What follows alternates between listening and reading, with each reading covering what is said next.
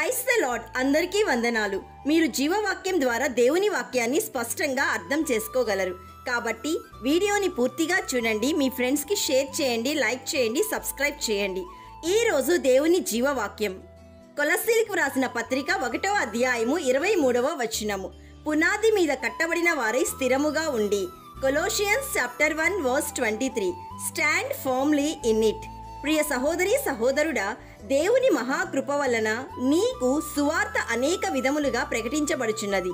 Education ఎలా అయితే నీ జీవనానికి ఫౌండేషన్ అని నువ్వు నమ్ముతావో, దీనికి మించి సిలువను గూర్చిన సువార్త నీ ఎటర్నల్ లైఫ్కి స్ట్రాంగ్ ఫౌండేషన్. కాబట్టి నీవు సువార్త అన్న పునాది మీద కట్టబడి స్థిరముగా ఉండాలని ప్రభు కోరుకుంటున్నాడు.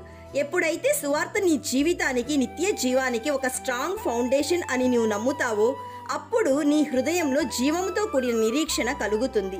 ఏంటి ఆ నిరీక్షణ అంటే, మరణం అనేది అంతం కాదు అన్న నిరీక్షణ, ప్రభువు నిత్య జీవం ఇస్తాడన్న నిరీక్షణ, క్రొత్త ఆకాశం క్రొత్త భూమిలో ఉంటామన్న నిరీక్షణ, దేవుని మహిమను చూస్తామన్న నిరీక్షణ, ప్రభువుతో యుగయుగములు ఉండబోతున్నామన్న నిరీక్షణ నీలో ఉంటుంది.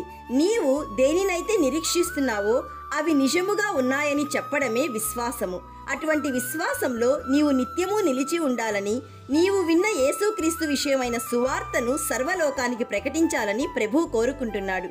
My dear friend, Moses was faithful as the servant in all God's house. In the same way, if we hold our confident faith and hope till end in Christ, we also become servants in God's house. ప్రార్థన చేసుకుందాం, ఏకీభవించండి. సత్య స్వరూపి అయిన దేవా, ఈరోజు మాకిచ్చిన జీవవాక్యమును బట్టి నిన్ను స్తుతిస్తున్నాము. తండ్రి, మేము ప్రతిదినము జీవవాక్యంలో స్థిరముగా కట్టబడుటకు, వాక్యానుసారమైన జీవితం జీవించుటకు కృప దయచేయండి.